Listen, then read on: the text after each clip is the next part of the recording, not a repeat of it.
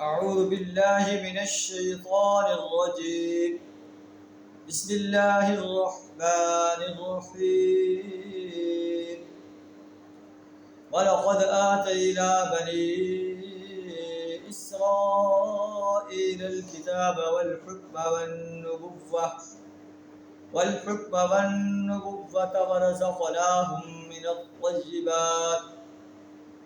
ورزقناهم من الطيبات وفضلناهم على العالمين وآتيناهم بينات من الأمر فما اختلفوا إلا من بعد ما جاءهم العلم بغيا بينهم إن ربك يقضي بينهم يوم القيامة فيما كانوا فيه يختلفون. صدق اللہ العظیم.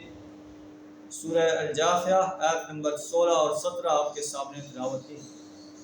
ان آیات کا ترجمہ کچھ اس طرح ہے: وَلَقَدْ آتَيْنَا بَنِي إِسْرَائِيلَ الْكِتَابَ وَالْحُكْمَ، اور ہم نے بنی اسرائیل کو کتاب اور حکم، قوت فیصلہ یا اقتدار، والنبوہ اور نبوت عطا کی، ورزقناہم من الطیبات پاکیزہ چیزوں کا رزق عطا کیا تھا، وفضلناہم علی العالمین اور انہیں اس وقت کے جہان والوں پر فضیلت عطا کی، وآتیناہم بینات من الامر انہیں واضح دین کے معاملے میں ہدایات دی تھی، فما اختلفوا الا من بعد ما جاءهم العلم بغیا بینہم انہوں نے علم آ جانے کے بعد آپس میں زیادتی کرنے کی نیت سے اختلاف کیا دین کے اندر. ان ربک یقضی بینہم یوم القیامہ، آپ کا رب قیامت کے روز ان کے درمیان فیصلہ کرے گا، فیما کانوا فیہ یختلفون جس میں یہ اختلاف کرتے رہے. تو اللہ تعالیٰ بنی اسرائیل کا منظر بیان فرما رہا ہے، انہوں نے کس انداز سے اللہ کی دی ہوئی تعلیمات کو پس پش ڈال دیا اور آپس میں ایک دوسرے پر زیادتیاں کرنے لگے. اللہ نے انہیں اس منصب امامت سے معزول کر دیا اور نبی صلی اللہ علیہ وسلم کو اس منصب پر فائز فرمایا، اور آپ کی دعوت کو جو لبیک کہنے والے ہیں انہیں یہ فرض سونپا، اللہ کے نبی کو اور آپ کی امت کو یہ فرض سونپا کہ وہ اللہ کے دین کو غالب کرنے کے لیے اپنا کردار ادا کریں.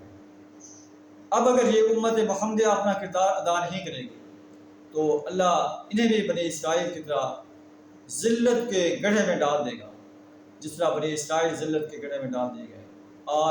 آج ہم دیکھتے ہیں امت مسلمہ اتنی کثیر تعداد کے باوجود ذلت کے گڑھے میں پڑی ہوئی ہے، اور کوئی قوم ایسی نہیں جو ان سے زیادہ ذلیل ہو. پوری دنیا کے اندر ان کا کوئی وزن نہیں ہے، اور کفار جب چاہتے ہیں انہیں گاجر مولی کی طرح کاٹ کر رکھ دیتے ہیں، اس لیے کہ ہم نے اپنے اس فرض کو ادا نہیں کیا جو فرض اللہ نے ہمارے ذمہ لگایا تھا کہ وَكَذَلِكَ جَعَلْنَاكُمْ أُمَّةً وَسَطًا لِتَكُونُوا شُهَدَاءَ عَلَى النَّاسِ، ہم نے تمہیں امت وسط بنایا ہے تاکہ تم لوگوں پر حق کی شہادت دو. كُنتُمْ خَيْرَ أُمَّةٍ أُخْرِجَتْ لِلنَّاسِ، تم ایک بہترین امت ہو، تمہیں دنیا کے انسانوں کے لیے میدان عمل میں لایا گیا ہے. تَأْمُرُونَ بِالْمَعْرُوفِ وَتَنْهَوْنَ عَنِ الْمُنكَرِ، تم لوگوں کو نیکی کا حکم کرو اور برائی سے روکو. تمہیں یہ فرض سونپا گیا ہے ان اقیموا الدین، کہ دین اسلام کو قائم کرو، دین اسلام کو غالب کرو، باطل نظاموں کو مٹا دو.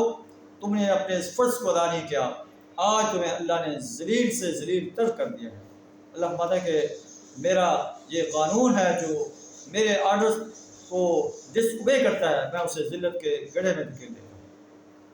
اللہ فرماتا ہے ثم جعلناک علی شریعۃ من الامر، اے نبی صلی اللہ علیہ وسلم اس کے بعد ہم نے تم کو دین کے معاملے میں ایک صاف شاہراہ شریعت پر قائم کیا ہے. فاتبعھا، آپ اس کی اتباع کیجیے. ولا تتبع اہواء الذین لا یعلمون، ان لوگوں کی خواہشات کی پیروی نہ کیجیے جو علم نہیں رکھتے. انہم لن یغنوا عنک من اللہ شیئا، اللہ کے مقابلے میں وہ تمہارے کوئی کام نہیں آ سکیں گے، نہ آ سکتے ہیں. وَإِنَّ الظَّالِمِينَ بَعْضُهُمْ أَوْلِيَاءُ بَعْضٍ، ظالم ایک دوسرے کے دوست ہیں. واللہ ولی المتقین، اللہ متقین کا دوست ہے، سرپرست ہے، کارساز ہے۔ ھذا بصائر للناس، یہ بصارت آموز نشانیاں ہیں انسانوں کے لیے۔ وہدی ورحمۃ لقوم یؤمنون، یہ ہدایت ہے اور رحمت ہے اس قوم کے لیے جو یقین رکھنے والے ہیں۔ اللہ سے دعا کریں ہمیں قرآن کے بصارت آمیز نشانیوں سے سبق حاصل کرنے کی توفیق عطا فرمائے۔ وآخر دعوانا الحمد للہ رب العالمین۔